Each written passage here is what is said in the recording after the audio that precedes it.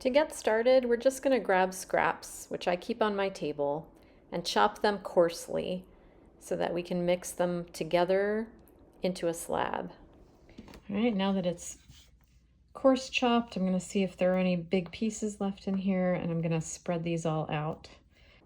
Something crazy happened during my filming process, and I got very slow speeds. Anyway, so here we're going to just press them together into a rough rectangle and use a roller to start compressing them together before taking them to the pasta machine to make a sheet. All right, so this is rolled to the number 1. All right, so this now, all this length, is at a number 2 on my machine. And what I'm going to do here is I'm going to fold it in half. And I'm just taking edge pieces and filling them in so that when I do roll this out into a longer slab, I have a nice even rectangle to work with. Alrighty, now I'm going to go ahead and do my best to cut it in half and stack it.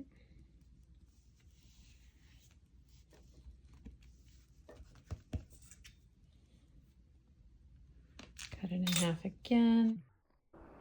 So here we're just going to stack, cut in half, and stack and cut in half, and keep doing that over and over until we have a reasonably sized block of clay. And you can see that we're starting to get stripes on the edges of it. So just keep doing this until you end up with a block. And then I'm going to use my rolling rod to compress it a little bit and make a little brick out of it, because we're going to cut off slices from the edge as if this were a cane. It kind of is a cane, but it's a random color cane of stripes.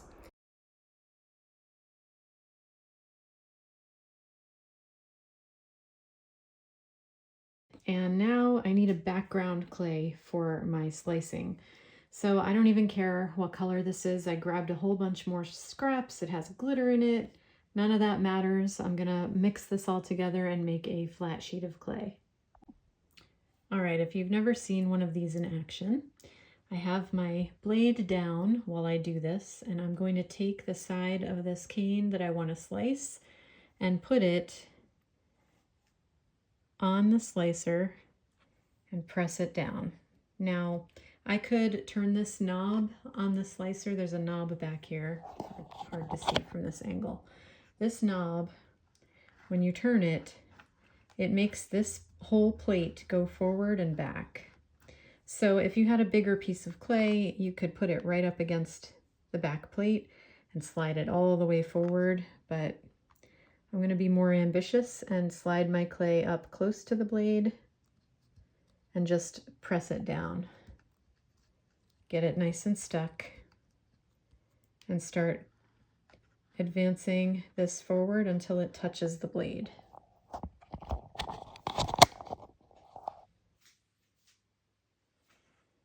I'm removing the safety, which is that red piece.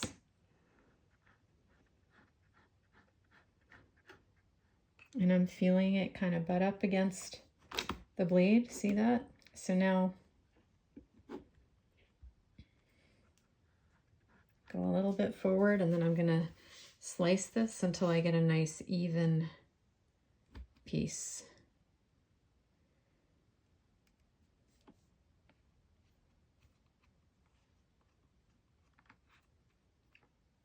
Okay, so that was slice number 1, which is going to be scrap. And then I'm going to advance this.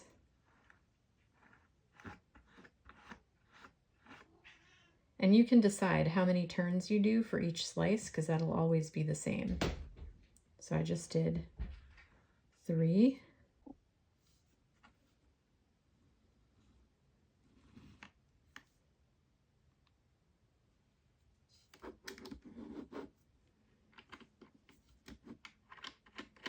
This is a red safety knob that goes into a catch on the inside to hold up the blade. So I know that I have some sticky clay. There we go. So here's my first slice. And I'm gonna go long ways here on my base piece of clay.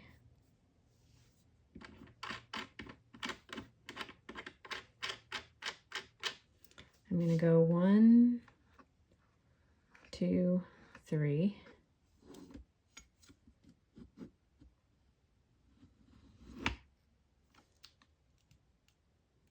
And that way my slices will always be the same thickness. This is how you get a lot of mileage out of one little cane of clay.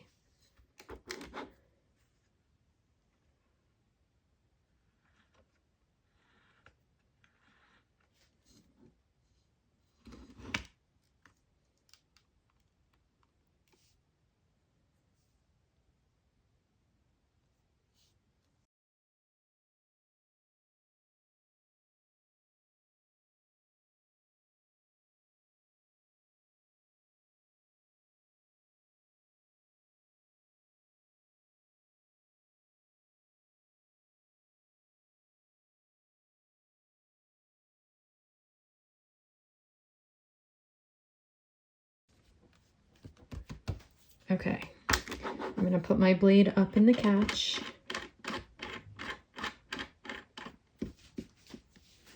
I'm going to reach around the back and take my clay off of the plate. We're not going to leave clay on the tool. Look how much I have left. If you like to do marble techniques where you're cutting up a block, this is going to be a great tool for you to consider getting because it really conserves clay.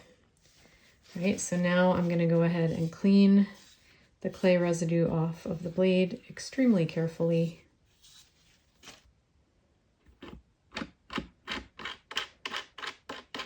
Lower this down, lock it in place. There's another catch here at the bottom. So you can raise the blade up and leave it in the catch, or lower it down and leave it in the catch, and put my red safety thing across and get this off my table. It's very light so that I can continue working on this slab, which is looking pretty cool as it is. I'm going to cut off the extra bits, save them for a bead core or something like that.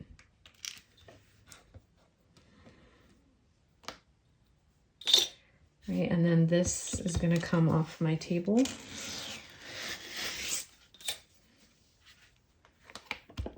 And go to the pasta machine where I'm going to lengthen it out and make sure everything's pressed together without any seams, to get ready to do my create template magic.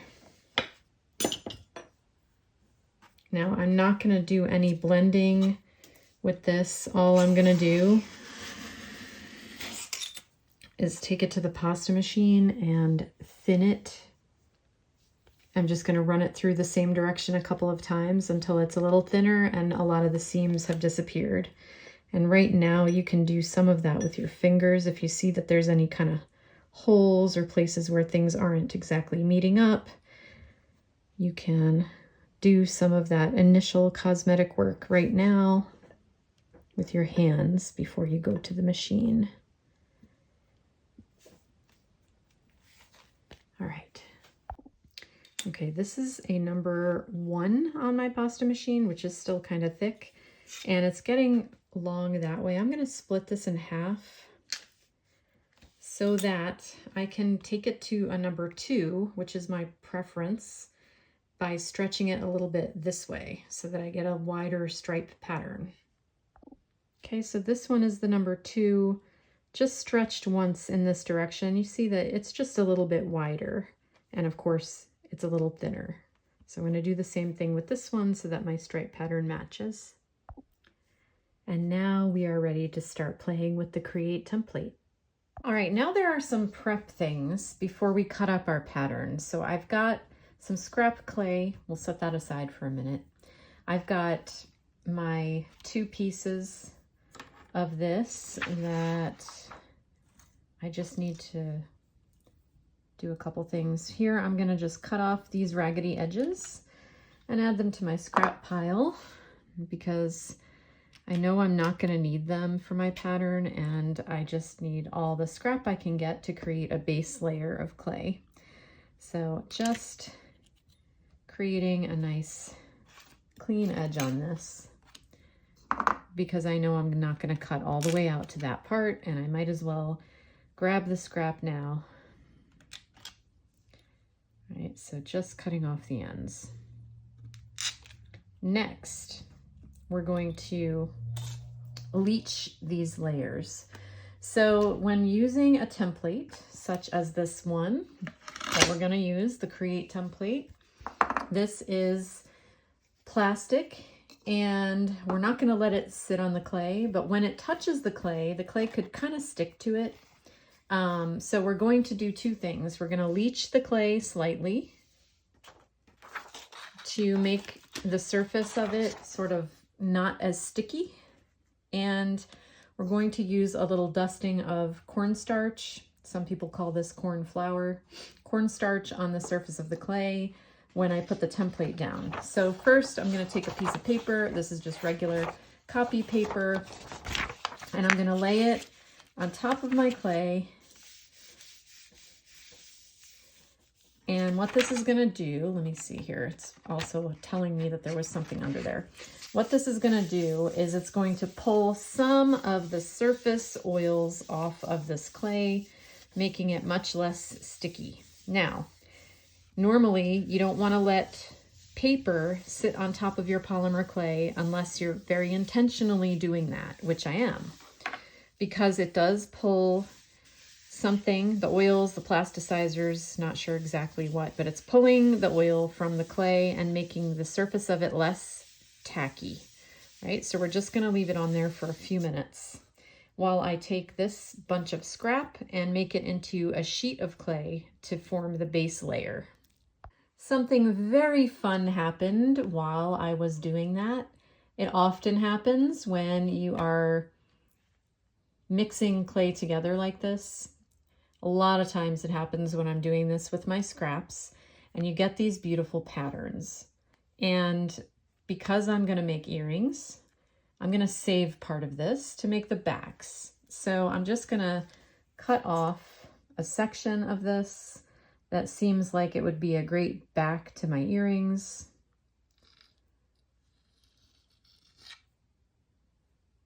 Go right about here in the middle. And I'm going to set this aside as is. Look at that. That's even really pretty right there. So instead of blending this all down to one color, I'm going to leave it here to use as the backs. So just setting that aside. And then I'm going to make the rest of this into a solid sheet. All right, this is what we get.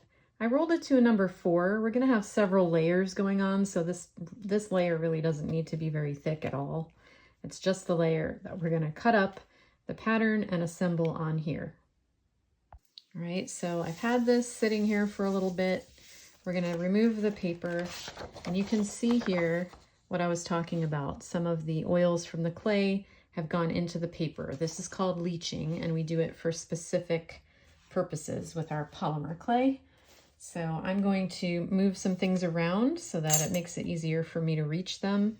This is the Create template, and this is the blade. It comes with 2 of these. And we're going to go ahead and take some cornstarch and a fluffy brush. And I'm just going to dust a line across in a couple of spots, which will help. Really, all this is for is if the template wants to stick to the clay, that's going to help it to not get super stuck and release more easily. So this has lines on it. It has angle lines that may not show up great on camera, but there are angle lines here for a 30 and 60 degree angle, and over here for a 90 and a 45 degree angle. There's a center line, so you can line things up straight and cut on whatever angle you prefer, because some of these are for quilting patterns and all kinds of fun things you can do. So I'm just gonna cut this clay into strips.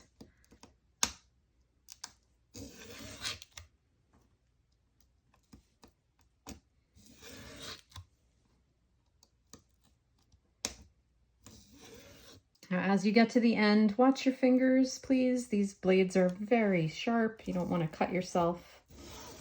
So just keep your fingers out of the way. And then we're gonna pop this up.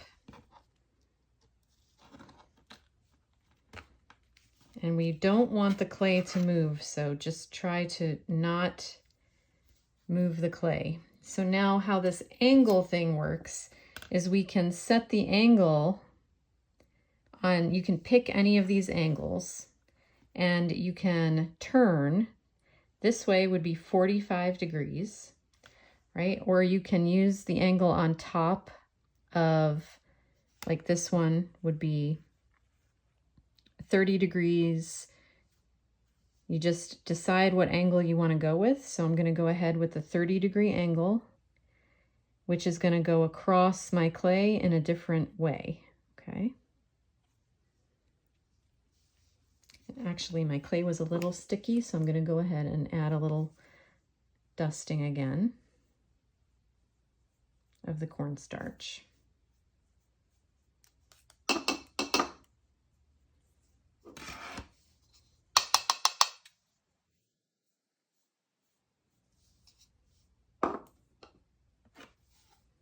And lay this down at 30 degrees. So basically I have a line here that's against the edge of the clay that's showing me where the 30 degrees is.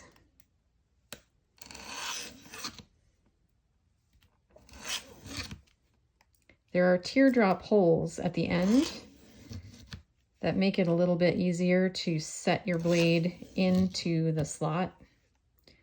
You don't have to use them, but I definitely find them easier to use. Okay, so I've got that angle cut. Okay, so my first cut was straight. My second cut was 30 degrees this way. And now my last cut is going to be 30 degrees the other way.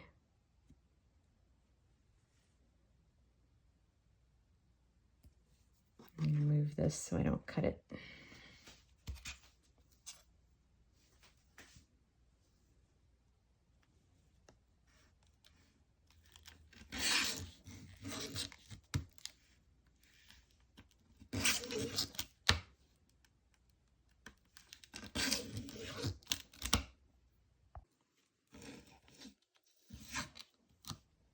All right, so some things to note when you're using this is, see how the teardrops are staggered? In my head, as I was cutting, I was saying tall, short, tall, short, tall, short, to remind myself which line is the last one I just cut. So now we're gonna go ahead and pick these up and separate them.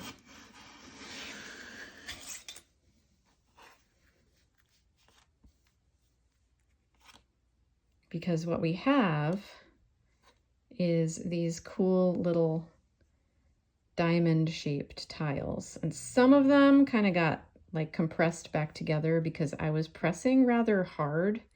So that's something else to watch out for. Also, the ones around the edges are going to get a little lost because I didn't cut all the way to the edge, right? Some of these just didn't reach because the template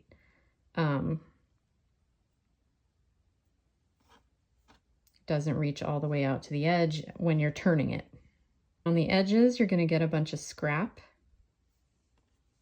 And then on the interior, you're going to get the shape that you were making, which in my case is a diamond because of the way I turned the clay.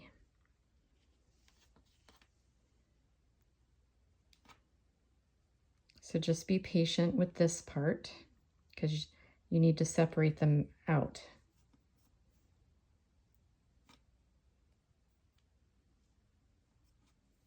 I know Jan has a different way of doing this. My clay is pretty soft. It has been 100 degrees here in Florida for a couple of weeks now, so pretty soft clay and a lot of humidity, so it just kind of wants to stick to itself. It's not been as easy to just kind of cut and break. But this is coming along fine in the middle section, because on the outer edge it was just a little harder to tell which pieces of clay were going to come into the shape and which pieces were going to be like not cut all the way.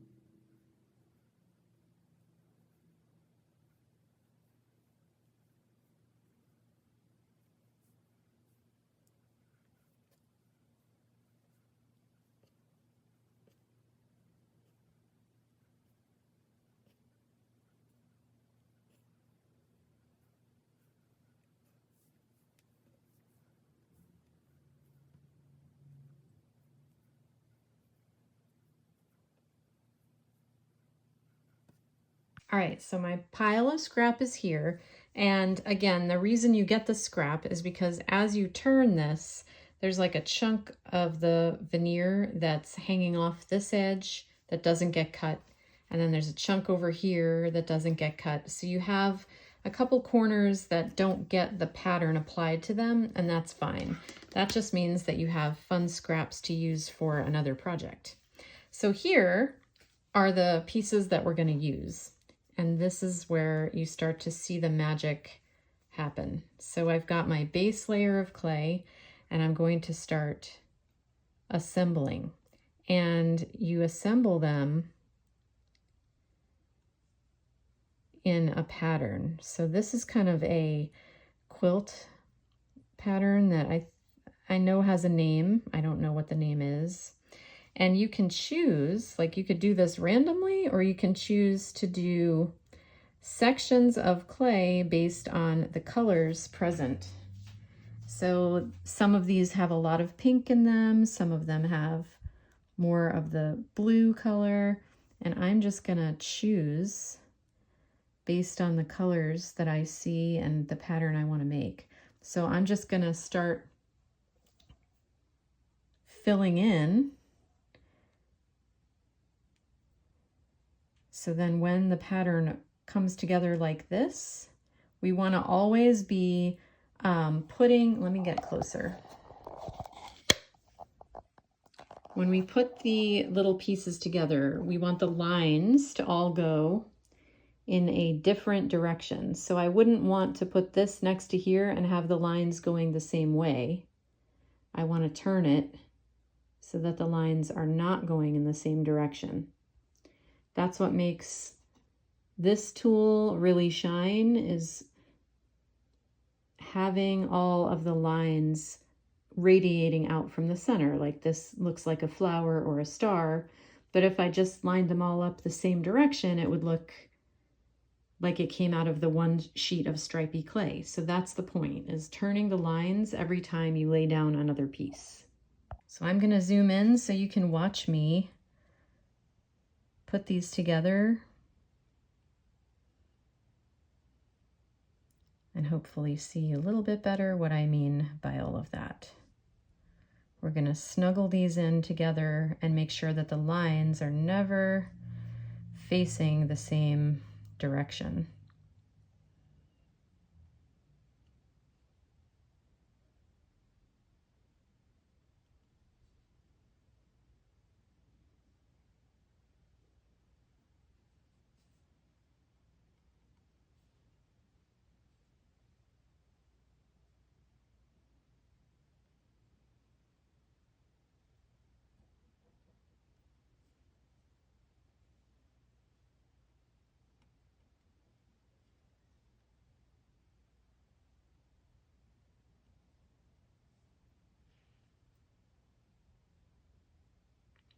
And I'm probably going to try, as I do this, to make sure that the colors aren't right next to something very similar.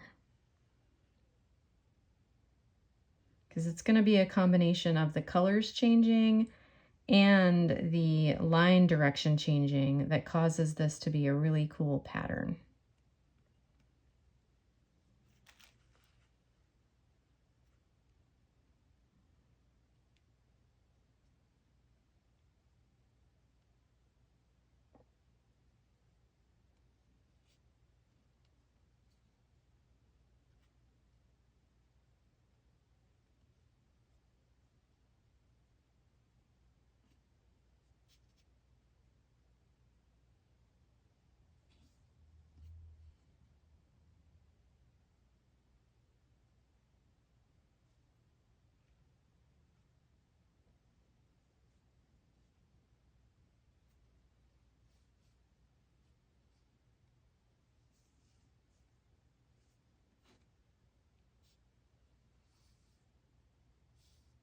It's kind of like putting together a puzzle.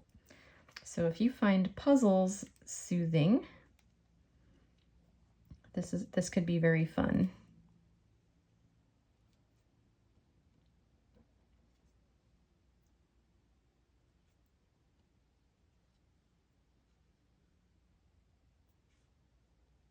Except this puzzle doesn't have a defined outcome, so you don't have the stress of trying to fit pieces together and find the one that fits. Instead, you get to decide what the puzzle looks like.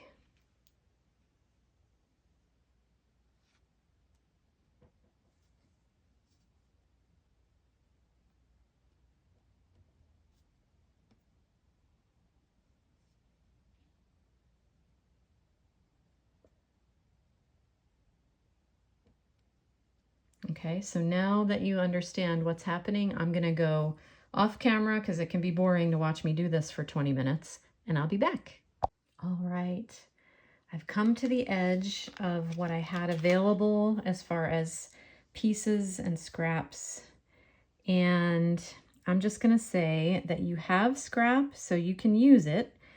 Just get your blade, be careful, and if you want to hand cut a few pieces to finish off pattern areas, you can.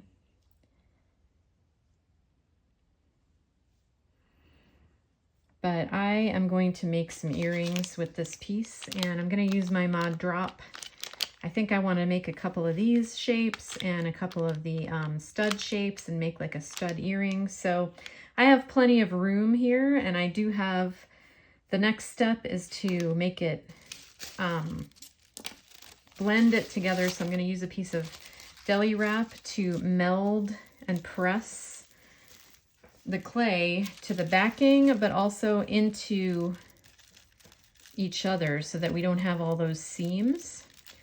And putting this piece of deli wrap down allows me to press and meld these clay pieces together so that we don't see all the little lines in between them forming the seams.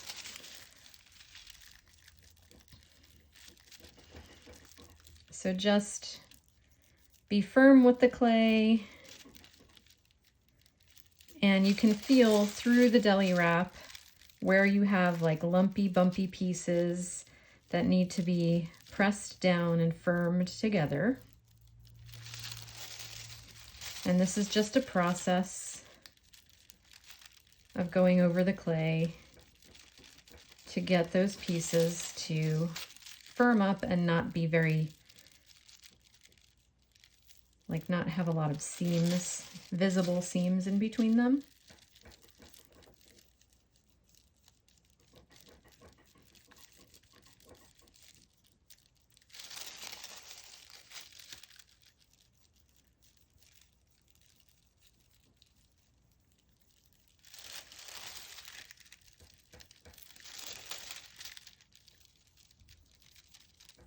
This is doing the other useful thing, which is pressing these together, both to where they meet together and also where they meet the background sheet, so that I don't have pieces popping off later because they're really not firmly stuck together.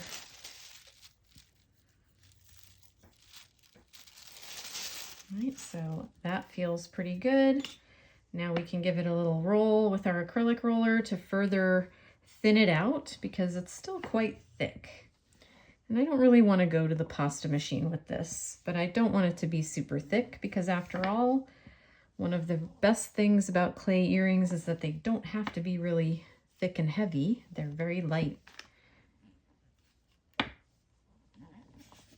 right, I'm going to get my flexible blade to peel this up off my work surface.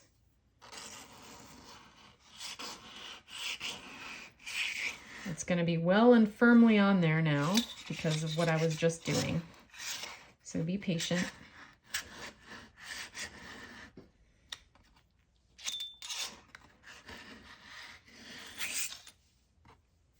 My matte tile, the clay does like to stick to. So look at that. How pretty is that?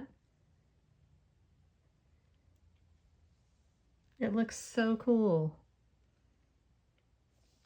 So I'm going to get another tile, the baking tile, so that I can cut out my earring pieces. All right, so now the choice is yours of how you want to cut this up. I'm going to try to keep them in alignment so that you can see the directional aspect of this pattern. So I'll try to cut two shapes that are from a similar angle.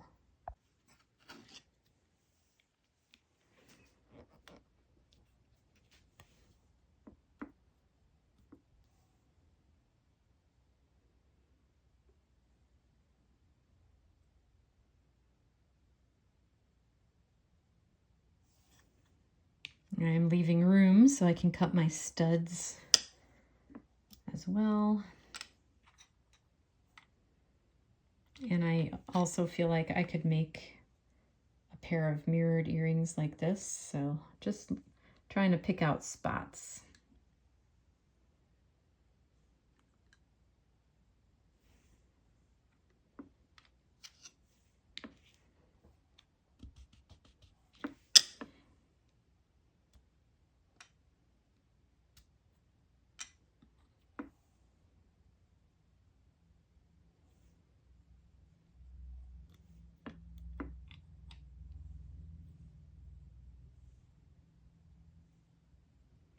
When you spend all that time on a slab, of course, you want to get the most out of it that you can. So let's see, what else can I do? I think I can get two more of these studs to top those other earrings with. So we'll go like that. And like this. I know I can get lots of, like, even maybe make a stud, just a regular old stud pair out of this. So let's see how many more I can get.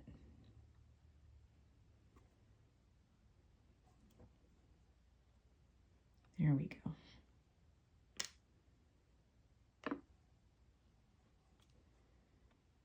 Okay.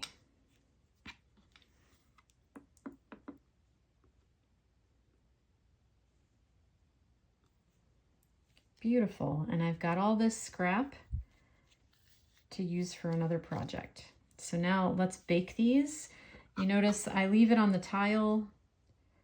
The earring cutters are sharp, so it's a good clean pull, and I will worry about the backs in the second baking. We are out of the oven. Aren't these cool? Okay, so now we're just gonna pop them off the tile.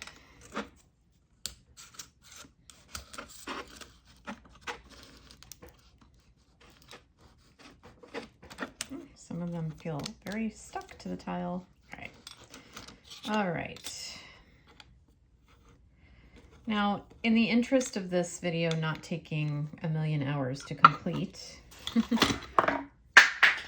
I'm going to show you how to do the back on one of these.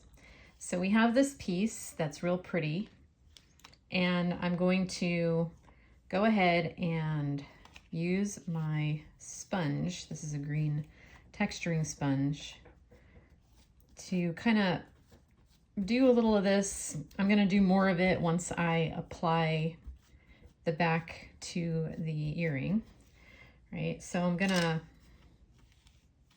cut out a piece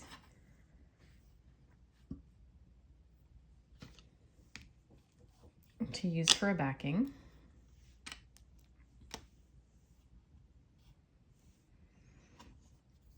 On here. Now, first things first, we've got a couple raggedy edges. We're going to knock those down. I most often use my fingernail for this. You don't need any fancy sanding tools. You don't need to take out the Dremel.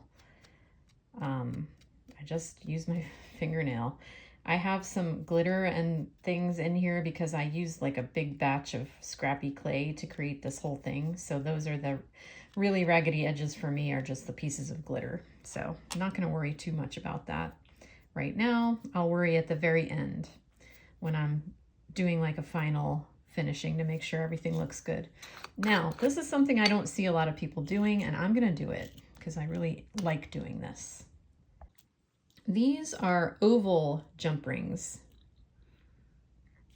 and I am going to embed one in the top of this earring, like so. Right, because I like the idea of not having to drill a hole. So I'm going to press this in to this piece of clay, and I'm going to attach this back here to make my back.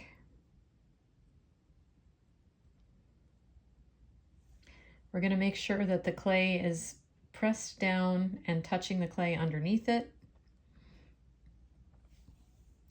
We're going to grab our sponge and really make a nice little texture on the back of this that's going to hide fingerprints so that we can really press the clay against the base layer.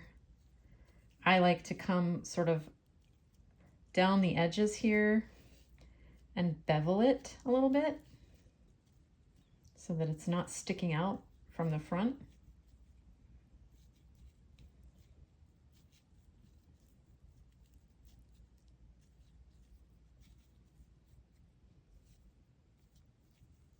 The more you do this, the more textured it gets, and it's a very nice looking back. And then you don't have to sand it. I avoid sanding like the plague. I don't like doing it. So I try to do textures and things so that I don't have to sand. That's my preference. So now I have an embedded piece of jump ring there, and it's going to be something I can dangle this from, so I don't have to put a hole in the top of my earring. And let's make a stud.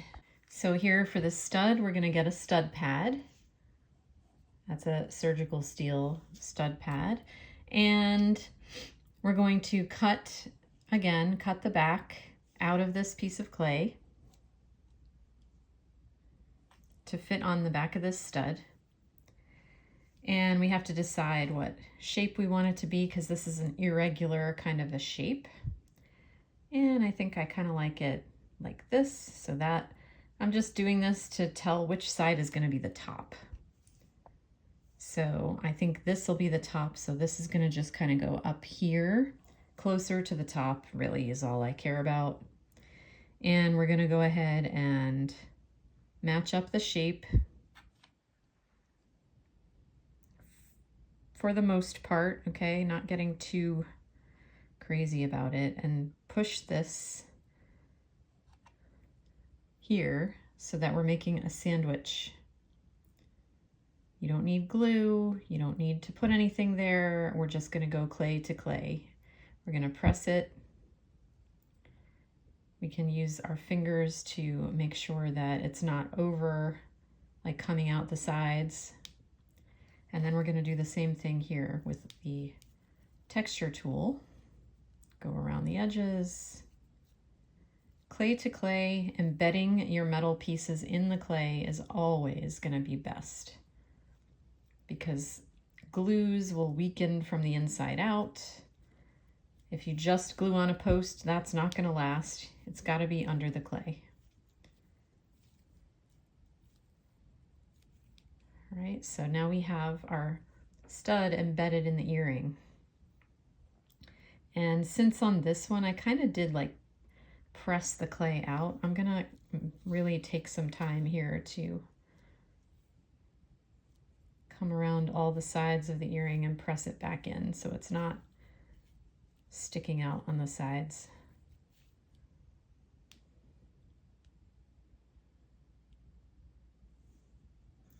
All right, so there's my stud, and I can just bake that again. Now, then the only question is, do I want to embed?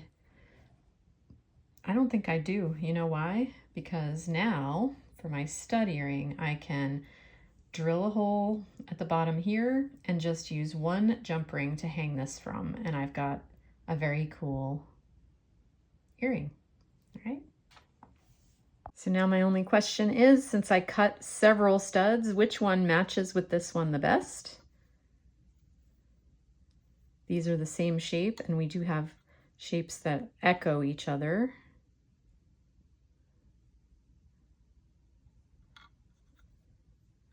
So I'm going to pick one that I think goes with it because I have choices. I don't have to just take whatever's there. So I think I like this one the best. So that'll be my companion stud. So back into the oven they go to do the backs, and then we'll assemble them and have a finished pair of earrings. If you didn't know, you can bake your polymer clay many, many, many times. Multiple times is fine.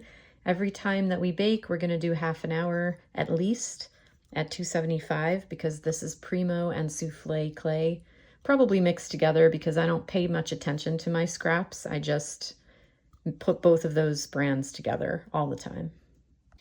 All right, these are out of the oven and I'm gonna put holes in them. So I can do that from the back side. I know that I put these posts in closer to the top, so I can definitely make a hole down at the bottom.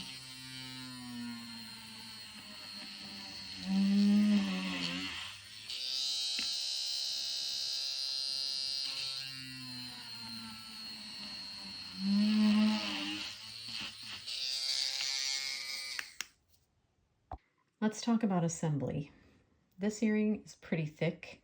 I don't usually make them this thick, and it's thick because of the veneer and the fact that I didn't roll it out thinner. I wanted to keep it kind of the size that it was, and then I put a backing on it. So I have an issue because I don't have jump rings that are big enough here at home to finish this project the way I intended. So we're going to improvise and do something better.